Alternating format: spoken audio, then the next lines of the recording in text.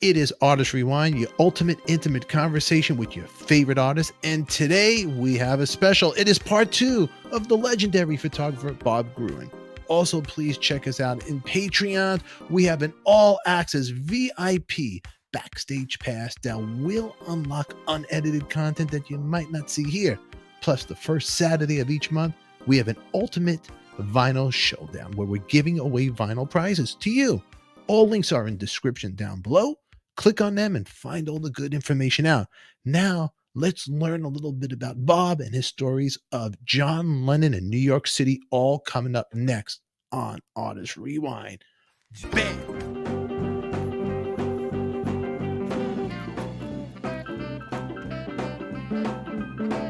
The iconic one is this, the staple of New York. It's everywhere, this famous one, the T-shirt. And the story is that you really found the T-shirt. You're the inventor of the T-shirt. Well, there were some guys who used to sell the T-shirt, that particular T-shirt in Times Square.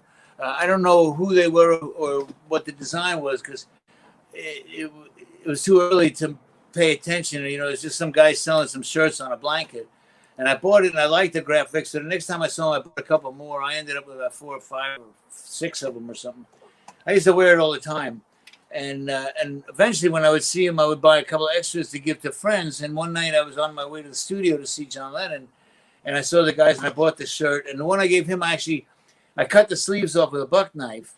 The other ones I did more carefully with the scissors. But that one I cut with my buck knife. So it's funny to see it in a museum nowadays, little threads hanging out. That's crazy. It cost $5.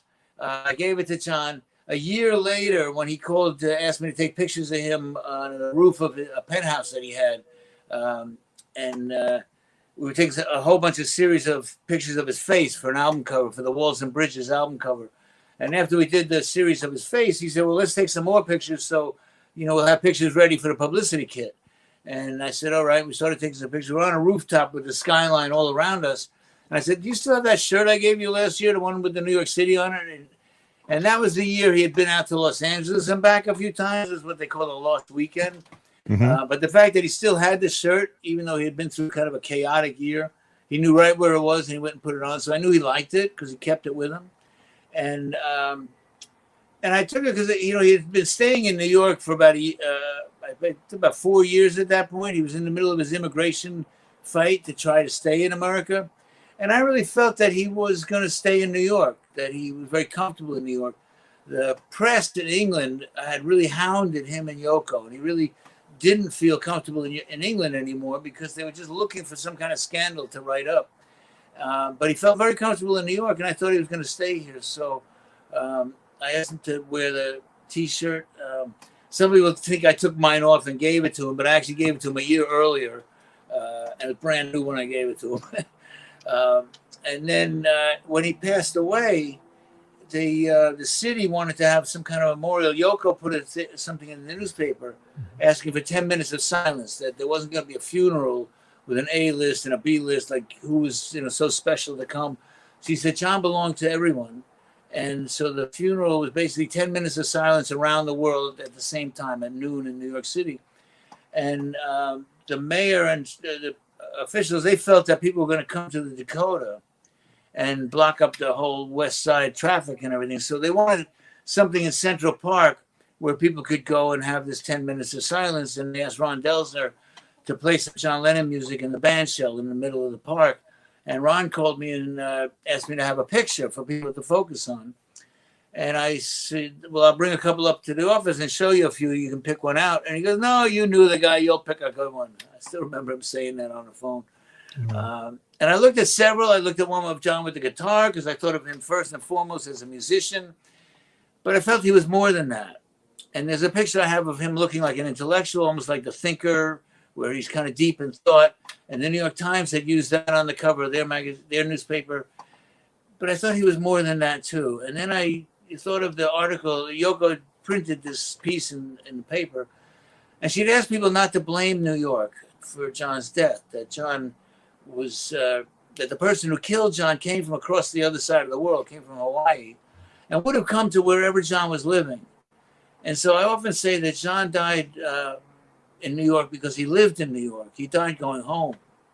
And And that's why I picked that New York City picture to be the centerpiece for the memorial. And a lot of TV cameras and newsmen picked up pictures from the memorial, and that's when it first started getting international recognition. And somehow it's just become the most popular picture of John Lennon, who was photographed tens of thousands, maybe millions of times as a Beatle and as a solo person. And the fact that that picture has become the most well-known, I think it's partly because John looks so available in the picture. It looks like he's ready to have a conversation with you, because we were having a conversation. The way I take pictures, I don't give instructions. I don't say, give me more leg, baby. You know, I just kind of stand there and have a conversation. And when he looks good, I take a couple of pictures. Absolutely. So we were in the middle of a conversation, and he looks like that. He looks available. He looks open. He looks friendly. And it's just become a very, very popular picture. You know, I got to tell you, I remember exactly. And his death, I don't even get choked up about this with relatives. When I had Jack Douglas on my show, we did an interview when I first started the show. And when Jack went into his last moments with Lennon, I just cut the show. I just said, oh, nice seeing you, Jack. And I ended it. It's just, get choked up. It's a really great story with a terrible ending. It's a great, they have a lot of documentaries about John on TV, and some of them are really good, but they all have a bad ending. They all have a bad ending. There's no way out of it. You know, after John died, I kind of went into a tailspin for a year. Did you? I still don't understand how somebody could do something that stupid, how somebody could have a twisted fantasy that it somehow would matter for them to actually kill somebody they don't know. Yeah. You know, solely for the reason of being attached to them. It just never made sense to me. And especially what the world lost, because a lot of the quotes, or a lot of the reasons that people like John Lennon were things that he said when he was a Beatle or in the early 70s, when he was drinking quite a bit and really kind of a lot of, as I said, dry goods, you know, involved. Yeah. But he was still very brilliant and very clever, and saying simple things that other people already had in their mind. And John once told me that he couldn't tell people what to do. That somebody once asked him to promote, you know, do an advertisement for toothpaste. He said, nobody's going to use toothpaste because I tell them I like this toothpaste. But he said, and he knew that he had a talent for summing up very simply what people were already thinking. Something like, all we're saying is give peace a chance. Or imagine all the people living life in peace. Everybody's thinking that, but he put words to it. So I don't think he knew how popular he was when he died. The whole world came out in grief. I don't think he understood just how much he meant to so many people. But he had spent 5 years kind of removed from mainstream, removed from the media, removed from any kind of work. In 1975, when right after Yoko had given birth to Sean, actually, I think January of 76, they signed a final agreement to end their management deal with Alan Klein. And for the first time in about 12 years, John Lennon was on his own with no management and no commitments, only to his wife and his child. And he spent the next 5 years at home raising Sean. And back then, that was a new idea. He came up with the idea of the house husband instead of the housewife, that he was staying home. He was changing the diapers. He was feeding the baby. And he took that job very seriously. He understood at last how hard that job is, how little sleep you get. And Yoko, who's very wise, took care of their business. So they kind of reversed roles. Yoko met with the lawyers and the record companies, and John took care of the baby. He took care of the baby. During that time, he read a lot. There's a very interesting thing that he went through, that he and Yoko got a flu. They were sick to their stomachs for 2 or 3 days. And when they came out of it, they took advice from their friend Dick Gregory, who's a fruitarian. He only drinks fruit juice and eats fruits. And they went on a 40-day fast where they didn't eat any solid food. They only drank juice that would go through the juicer, either vegetable or fruit juices, which really cleaned out their system. I visited once or twice during that period, and John he said he was like tripping. His mind was so clear. He could feel and see everything. And and he felt like incredibly good. One of the ways that he got through the diet, to show how clever John is, because all he was thinking about was food and eating. So he got a lot of books about food. He got books about nutrition, about the history of cooking, and a lot of cookbooks. And he said he would read an elaborate recipe and have this whole fantasy of a fantastic meal, and then turn the page and have another whole elaborate fantasy without actually going to the kitchen. You know? Wow. Then he could just keep turning the pattern. page and have food fantasies all afternoon without having to actually do it.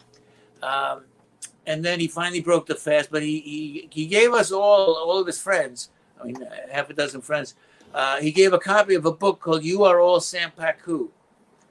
He met Gloria Steinem, and it was Gloria Swanson. I mean, the actress Gloria Swanson. Yeah.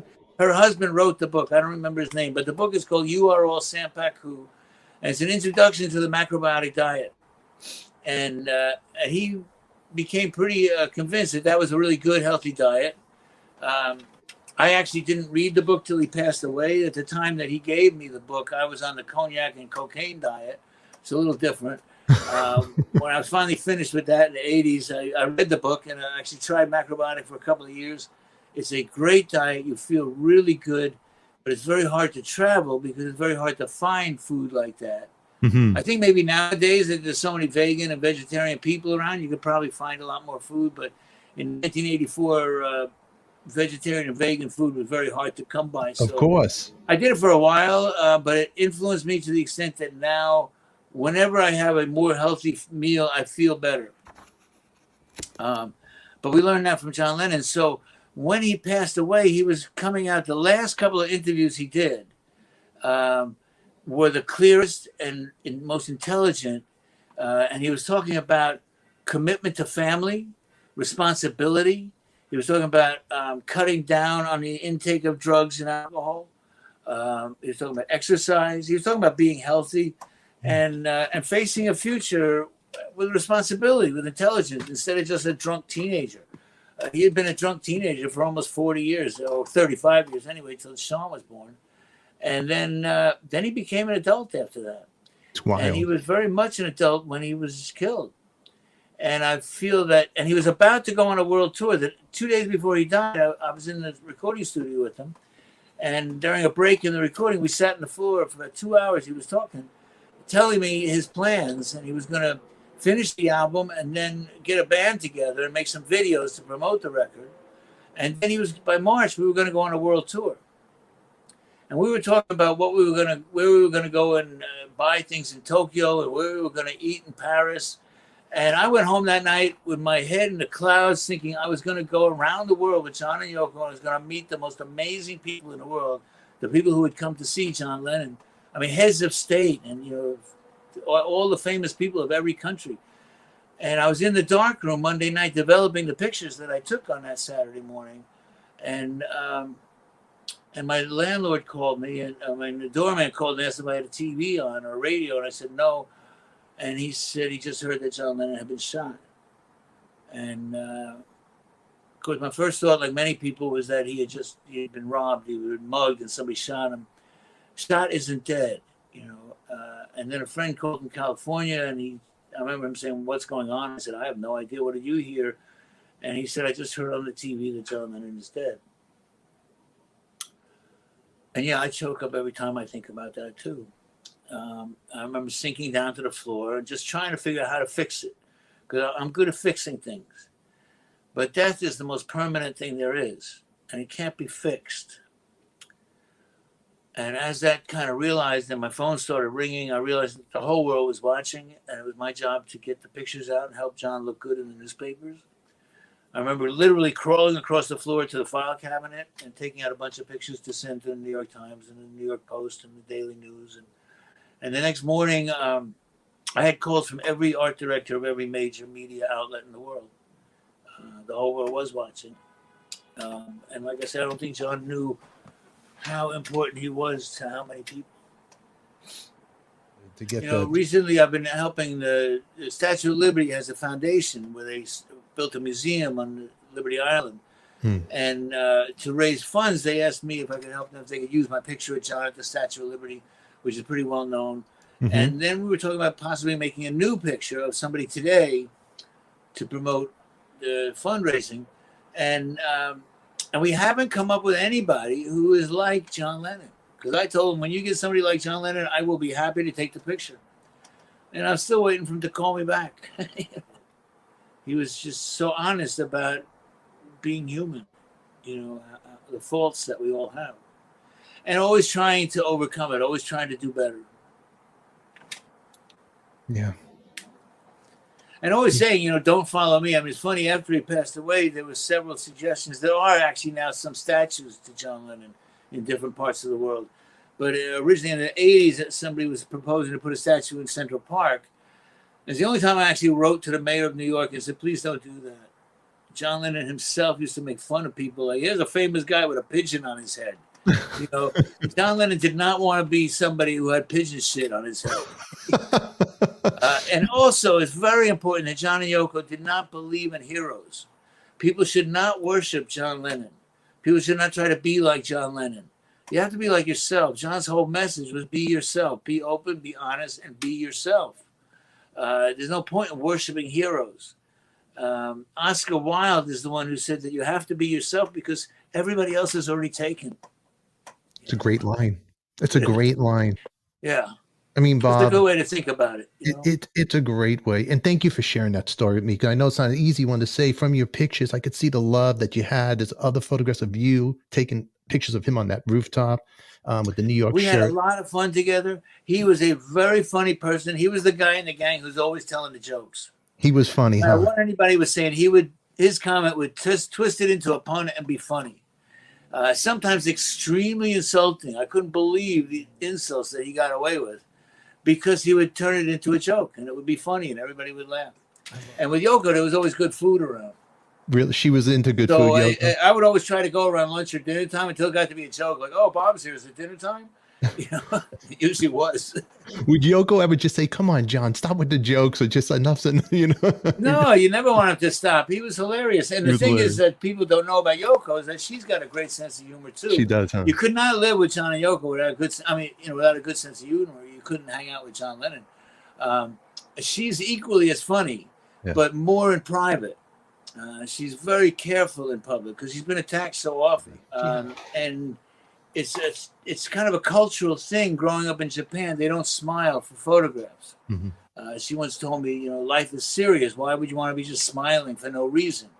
And if you'll look, and I once saw a cartoon where they were making fun of foreigners. It was a whole little cartoon book of the foreigner in Japan, which I related to totally. Yoko took me to Japan, and I ended up having a big history there. I've been to Japan about 15 times, where most people never go, and some people go once. I've been there about 15, 16 times.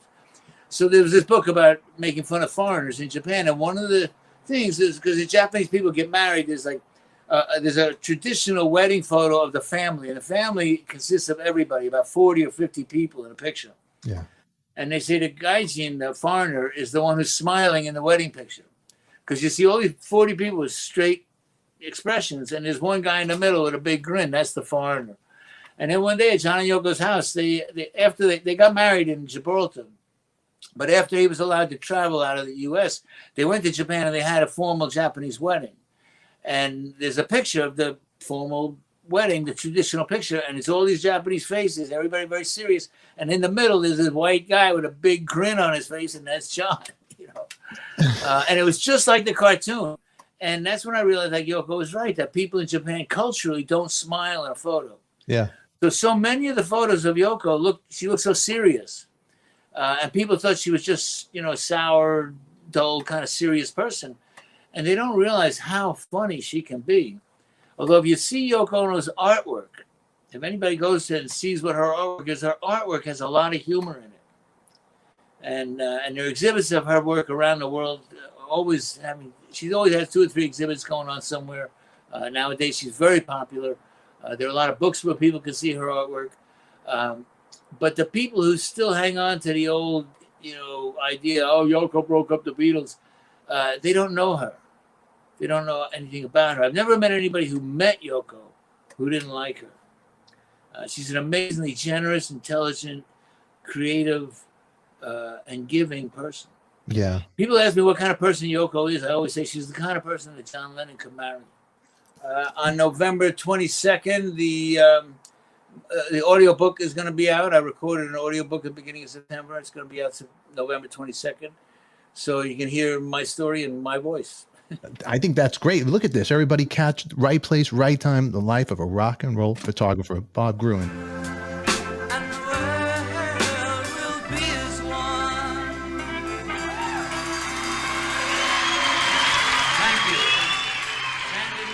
Also, give us a thumbs up and subscribe if it is your first time here, and share it out. It's only rock and roll, kids, and we like it.